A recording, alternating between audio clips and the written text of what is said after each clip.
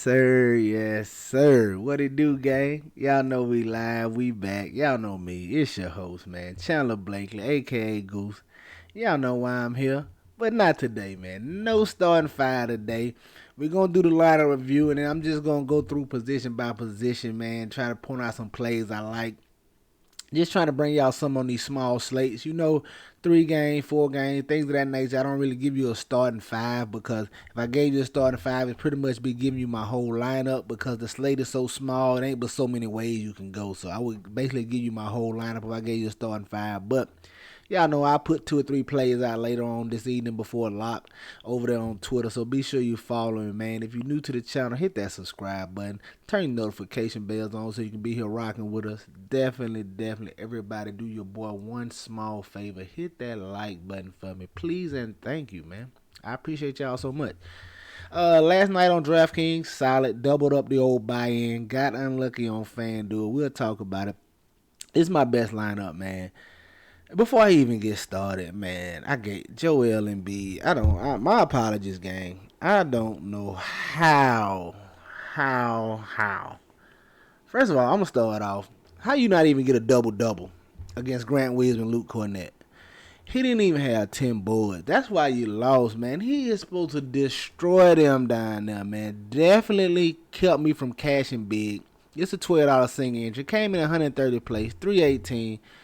The starting five was money yesterday. Rubio was a little let down. If you caught the starting five, I gave Rubio, LeVert, Anthony Edwards, Denny Avdija, and Joel Embiid.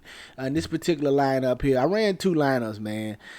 I ran Neto in the lineup. I ran Rubio in the lineup. On this particular one, I had Rubio and Neto, but we got that DeLon Wright starting lineup, so I moved off of Rubio to DeLon Wright. Didn't make too much of a difference. He only beat him by 6 points, but 11% on. He was solid, 26 fantasy points here.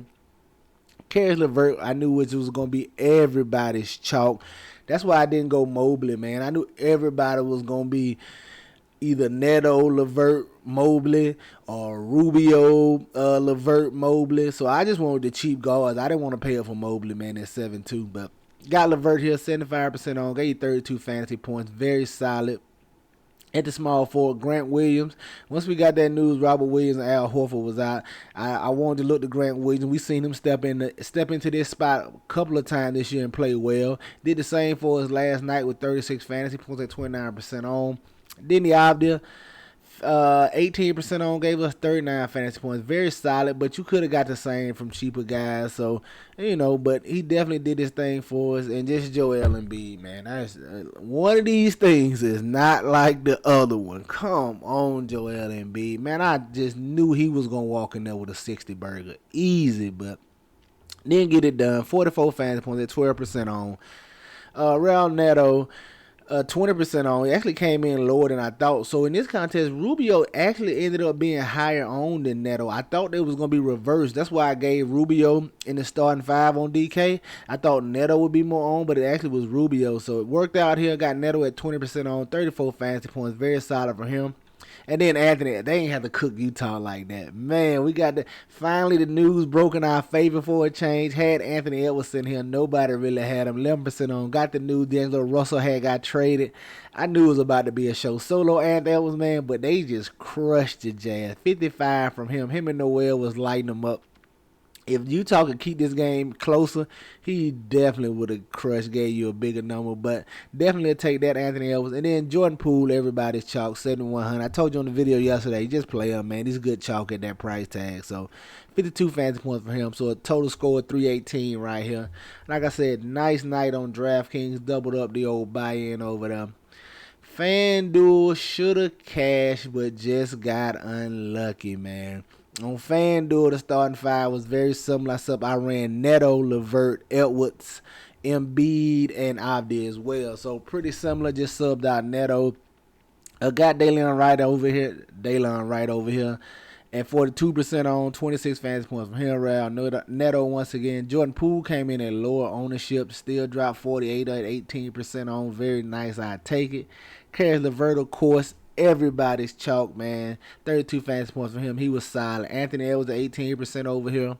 53 fantasy points. And you can see where I got unlucky at. With Embiid not smashing and Jaylen Brown getting hurt. 320, man. Like I said, I think the cash line was like 330.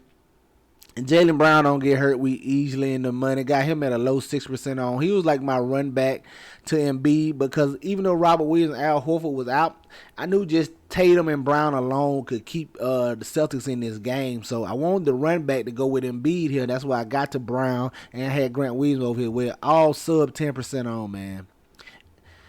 I should have, oh my God. Anyway, like I said, got unlucky over here on FanDuel. But it happens, man. Let's get to today's 4-gamer. Now, today, can't speak this morning, man. Trade deadline is, 1 or 3? I don't even know what time it is. But you should have all the trade news before the slate lock. So you should be good tonight, man. It's going to be some moves made because as I can see overnight, Phoenix Suns dropping nukes out here. So he's going to force some hand. I think guys going to try to make some moves today. If nobody make no moves today, the Suns might just win the championship. You're going to have to do something. I don't know who it's going to be. Boston might have to add a piece or something, but something going to go down today. Phoenix Suns is forcing their hands. I'm telling you, they got weapons of mass destruction over there that they're about to use. So, y'all, it's an arms race now. So, might be some crazy moves made before the deadline that I'm interested in seeing. But we have to see how that works out.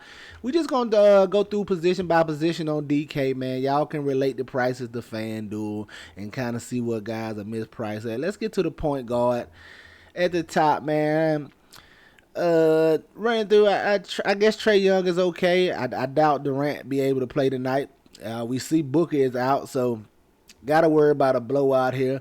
All the value is going to be on that Phoenix Suns side because none of those guys are probably cleared waivers yet. So it's going to be plenty of Phoenix guys for you to pick from value-wise. Probably some Damian Lee.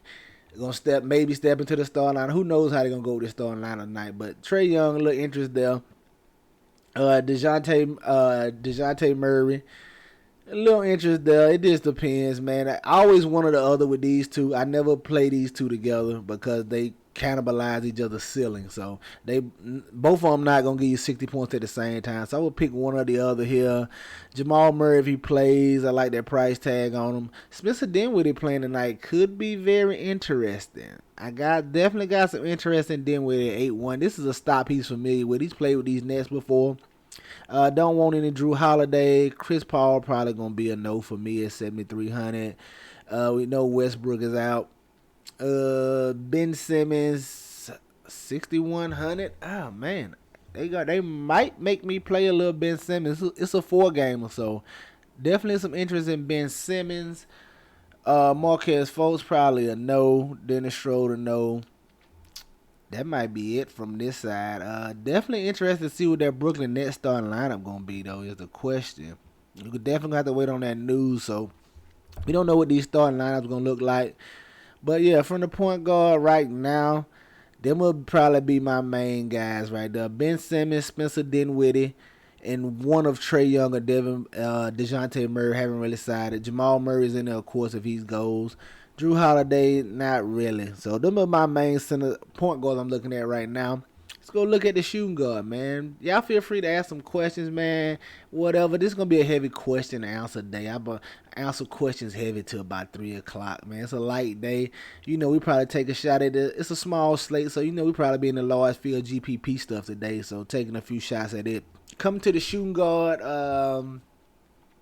definitely have some interest in Zach LaVine, especially if DeRozan out again. I know he kind of let us down last time, but I'm okay going back to that well, especially if DeRozan is out. He's in play if DeRozan plays, but, I mean, when all three of them are playing, you just playing Russian roulette, trying to get the one right who goes off. But if he is out, Zach LaVine and Vooch is very much in play. I got interest in LaVine here. Cam Thomas, I doubt it. Any interest in him? He might not even be in the starting lineup tonight. Like I said, we got to see what this starting lineup going to be with Spencer Dinwiddie in the fold. It could be the same as last time and just replace Cam Thomas with Spencer Dinwiddie. But he's definitely too high for the reduced role he's about to see. So no interest in Cam Thomas. Franz Wagner, I guess. Bogdanovich, no, unless one of Trae Young or DeJounte Murray is out. Royce O'Neal, probably going to have a little interest in him. It's a 4-gamer. He's going to play big minutes. Oh my God. Then look at all these Phoenix. How many? Hold on. How many players do Phoenix have? Let me check their depth chart right now. Let me check their depth chart right now, man. We just kind of going through. This will be my first look at the slate. Who is? Let me just put. You know what? Let's just do this. Let's do it better like that. Let me just see how many players. Oh my God. Yeah, buddy. It's gonna be filled with Suns today. All right, we had to do that. Okay, let's get back to the shooting guard, man. I got distracted. They got so many players out. Um, yeah, shooting guard.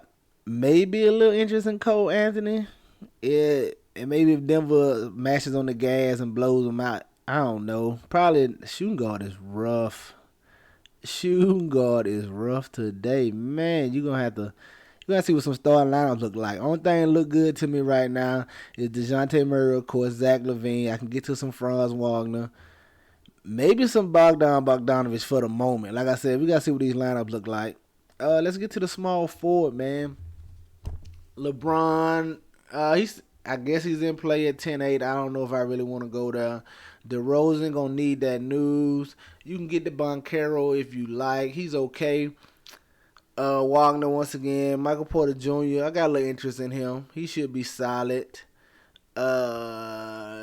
Is Dorian Finney-Smith gonna be in the starting lineup from Brooklyn? Either way, I probably ain't got no interest in him at 5,800. I just go on and go to Ben Simmons. Chris Middleton. His minutes gonna come up one day, so I guess you can take a shot on him here in GPPs. Hopefully it's the night going against these Lakers. Definitely gonna have some interest in Bruce Brown if Jamal Murray sits again for any reason. I don't mind going back to that well, provided he's good to go. Yep, DeAndre Hunter's probably be in play. Nice little sneaky value. I like getting to him. That's all I'm seeing right now from small forward, gang. Let's go look at the power forward spot and see what's up over there. Giannis, of course, he continues to crush. Going against the Lakers, you can gonna be the number one pay up option today. You're gonna see a lot of Suns players with Giannis today. It's a 4-gamer, man. I might not even get to Giannis today. Because I'm playing lowest field GPP, so the best way for me to get different is just not play Giannis. I'm telling you, most of the lines are going to be all this Suns value, throw in Giannis, and then take it from there. The best pay-up option on the slate. But he's definitely in play. DeRozan in play, like I said, if he plays. I'm okay with Banchero. Aaron Gordon, I'm okay with. Probably not no John Collins, man. I don't know what. So he didn't fell off the face of the earth over there.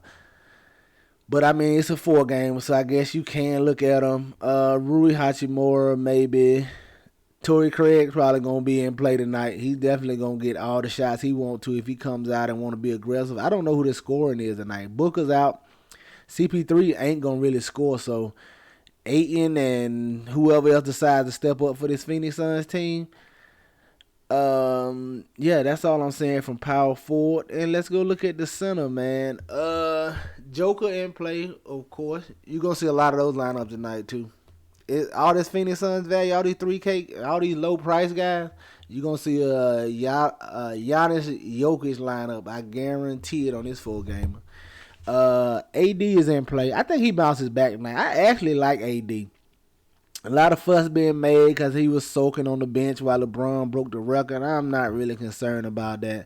I think AD comes out and has a nice game going against Giannis over there. You know, the guy he's been compared to a couple of times, and they're saying Giannis the best power forward in the game. So I think he has a little chip on his shoulder. He comes out to play tonight. I like a little AD tonight, man.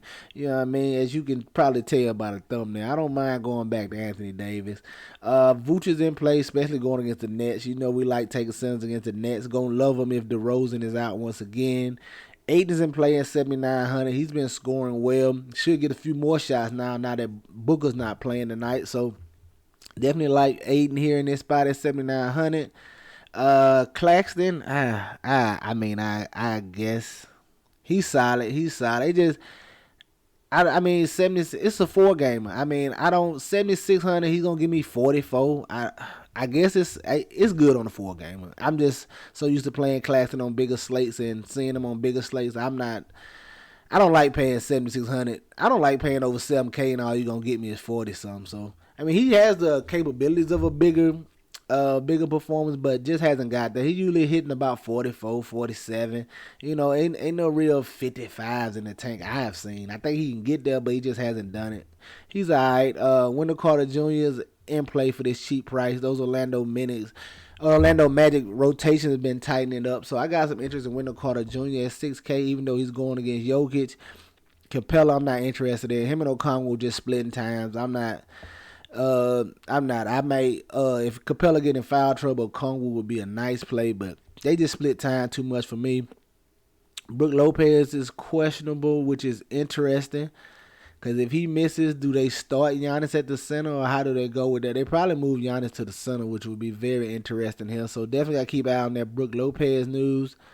Yeah, I think that's going to do it right there from the center position, man. Y'all know what to do. Any questions, comments, man, let me know. Did y'all like this format? I'm going to try to bring y'all videos on these smaller slates just to see what we do. Just chopping it up position by position. Let me know any comments, questions, concerns. Leave in the comment section. That's going to do it for us here today, man. Y'all know the motto. Chances make champions. Y'all green up. I catch y'all tomorrow, all right? Let's get it.